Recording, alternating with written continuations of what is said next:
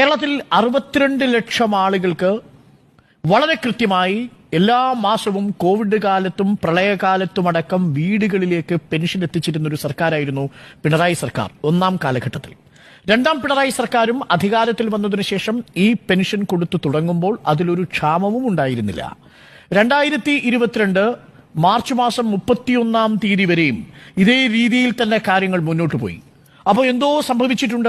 ഈ 2022 മാർച്ച് മാസം 31-ന് ശേഷം പെൻഷൻ കുടിശ്ശിക വരുന്ന ഒരു സാഹചര്യം ഉണ്ടായിട്ടുണ്ടെങ്കിൽ എന്താണ് സംഭവിച്ചത് എന്നത് വളരെ പ്രധാനപ്പെട്ട കാര്യമാണ്.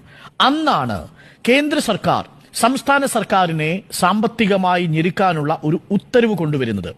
ഏറ്റവും പ്രധാനപ്പെട്ട കാര്യം, കേരളത്തിലെ കിഫ്ബിയുടെ പേരിലും കേരളത്തിൽ സാമൂഹികക്ഷേമ പെൻഷൻ കൊടുക്കാനായി രൂപീകരിച്ച പെൻഷൻ ഫണ്ടിന്റെ പേരിലും ഈ സർക്കാർ എടുത്തിരിക്കുന്ന എല്ലാ വായ്പകളും കേരള സംസ്ഥാന സർക്കാരിന്റെ വായ്പയായി